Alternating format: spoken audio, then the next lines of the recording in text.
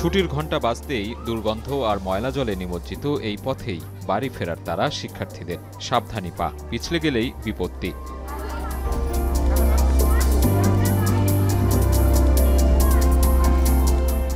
এই দৃশ্য খোদ রাজধানীর জুরাইনে। সিটি কর্পোরেশনের ৫৩ নম্বর ওয়ার্ডের কমিশনার গলির এই স্কুলের শিক্ষক শিক্ষার্থীদের ভোগান্তির অন্ত নেই।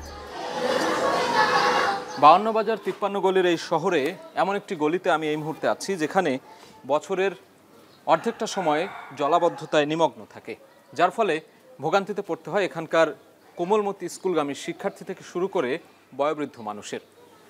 এলাকার মানুষের অভিযোগ, বছরের পর বছর এমন অবস্থা কেটে গেলেও কোনো উদ্যোগ নেই জলাবদ্ধতা নিরসনের।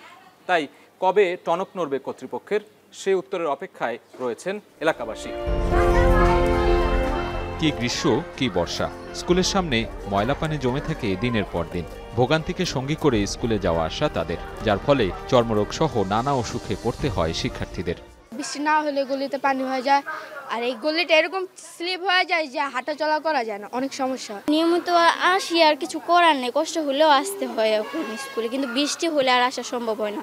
আর এই রাস্তায় এখানে ময়লা উঠায় রাখছে অনেকদিন যাবত, আমরা হাঁটা চলা করতে পারিনি, সাইড দেওয়া যেতে হয়েছে, অনেক সময় পড়াও গেছে অনেকে। পায়ের মধ্যে চুলকানি হয়ে যায়, এই জন্য আসা যাওয়ার অনেক সমস্যা হয়ে যায় আমাদের। জীবনের ঝুঁকি যেমন আছে, তারপরে অসুস্থতা আমাদের স্কুলের অনেক বাচ্চাদের পায়ের থেকে শুরু করে পা থেকে শুরু করে চর্মরোগটা হাতেও ছড়ায় যায়। ড্রেন ঠিকমতো পরিষ্কার করে না, তার পানি জমে থাকে, বাসা বাড়ি পানি সব গোসল করার পরে পানিগুলো এসে দেয় বাচ্চাদের জন্য।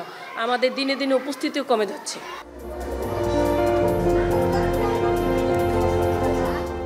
সরু গলি থেকে প্রশস্ত পথ, ড্রেনেজ অব্যবস্থাপনা আর জলাবদ্ধতার চেনা দৃশ্য জুরাইনে। জলাবদ্ধতায় নিমজ্জিত স্বপ্নের নির্জন দুঃস্বপ্নের আর এক নাম।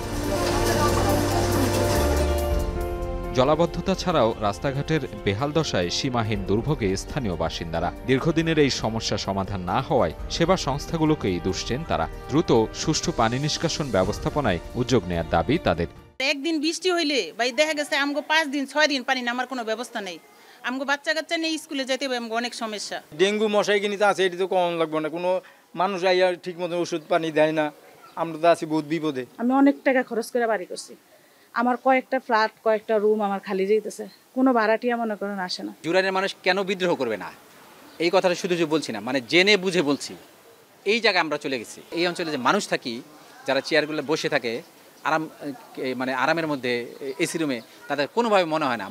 নগরবিদরা বলছেন নাগরিক সমস্যা সমাধানে অনেকটাই উদাসীন সংশ্লিষ্ট কর্তৃপক্ষ। নাগরিক সেবাকে অগ্রাধিকার দিয়ে কাজ করার তাগিদ তাদের।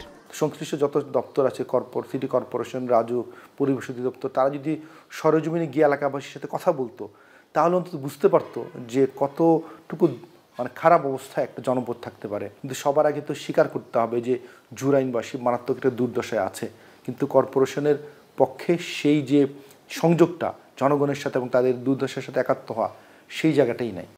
এমন বাস্তবতায় নাগরিক দুর্যোগ কমাতে কি উদ্যোগ সিটি কর্পোরেশনের, এমন প্রশ্নে দক্ষিণ সিটির প্রধান নির্বাহীর গঁদবাঁধা আশ্বাস। বললেন, জলাবদ্ধতা নিরসন সহ অন্যান্য নাগরিক সমস্যা সমাধানে দ্রুতই সমাধানের কথা। প্রতিষ্ঠানের শিক্ষার্থীর কথা বলেছেন, এটি আমরা দেখেছি, তাদের দুর্ভোগ আছে।